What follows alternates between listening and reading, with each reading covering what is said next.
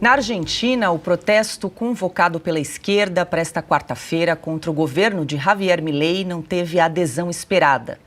Segundo o jornal Clarín, em Buenos Aires se reuniram aproximadamente 10 mil pessoas, ao passo que os organizadores esperavam a presença de pelo menos 50 mil manifestantes. Hoje, a ministra da Segurança da Argentina, Patrícia Bullrich, disse que a Casa Rosada recebeu mais de 10 mil reclamações de tentativas de extorsão para convencer as pessoas a saírem às ruas. Ainda de acordo com a ministra, as ameaças partiram de movimentos ligados ao kirchnerismo e a sindicatos.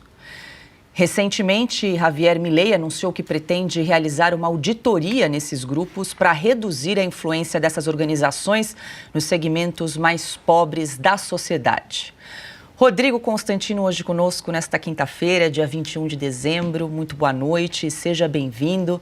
Consta, vamos falar também desse pacotão de medidas que foi anunciado aí por Javier Milei, mas começando por esses atos que ocorreram ontem, muito menores do que o esperado aí pela oposição, e é interessante comentar que esse ato aí ocorreu depois do governo apresentar um protocolo que foi chamado até de anti-piquete, né? E essa medida determinou então que manifestantes que participassem de atos com bloqueio de ruas e rodovias terão os benefícios de assistência social cortados. Está aí uma medida polêmica que já foi implantada aí nesse início de governo de Javier Milei na Argentina. Boa noite, Consta.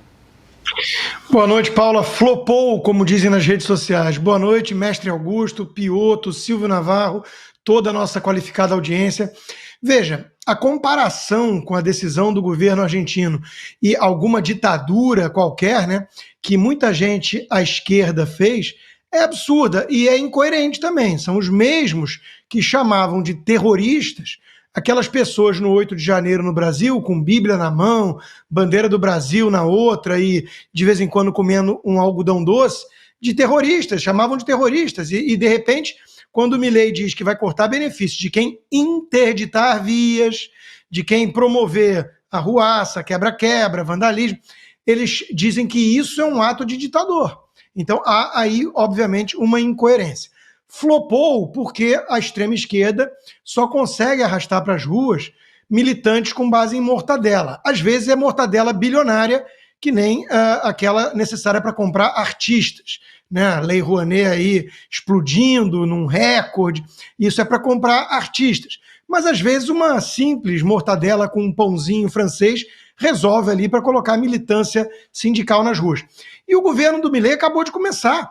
Então é óbvio que não tem adesão, não tem clima para isso, só tentando mesmo levar na marra as pessoas, né, tentando até ameaçar. E é curioso que a turma esquerdista, por exemplo, tem aquela chefe argentina que mora no Brasil, muito badalada na imprensa, e ela diz que a Argentina está destruída, que ela não volta mais para a Argentina.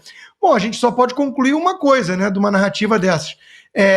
O Milei tem um poder incrível de destruição, análogo ao do vilão Thanos da Marvel, para em uma semana, 10 dias, nem começou a tomar as medidas, destruir um país. Ou ela precisa admitir, então, confessar ao público que quem realmente destruiu a Argentina foram os seus coleguinhas lulistas. Era a turma que estava no poder até ontem, basicamente. Então, de novo, vamos dar tempo. A imprensa no Brasil está chamando de ultradireitista, extremista, e o Milei está mostrando que vem com uma agenda reformista, liberal, menos Estado e mais mercado, mais indivíduo e menos Casa Rosada. Tudo isso é exatamente o mapa de fundo correto. A execução é sempre um desafio, as coisas levam tempo até surtir efeito, mas ele aponta para a direção certa. Me parece, Paula, que é isso que está gerando tanto desespero na esquerda brasileira. Eles sabem que vai ter agora uma base de comparação para analisar as mudanças econômicas na margem. O que o governo brasileiro está fazendo no Brasil e o que vai colher disso, e o que o Milei está fazendo bem ao lado e vai colher de resultado. Adalberto Piotto, muito boa noite. Nós vamos falar sobre esse pacote de medidas que foi anunciado hoje por Javier Milei, mas seguindo na pauta aí sobre os protestos, nós vimos aí inclusive imagens de um protesto esvaziado ontem na capital Buenos Aires, e um fato que chama atenção nessa notícia é que a ministra de Segurança, Patrícia Bullrich, disse que recebeu aí 10 mil solicitações, reclamações de tentativa de extorsão para convencer as pessoas a saírem às ruas.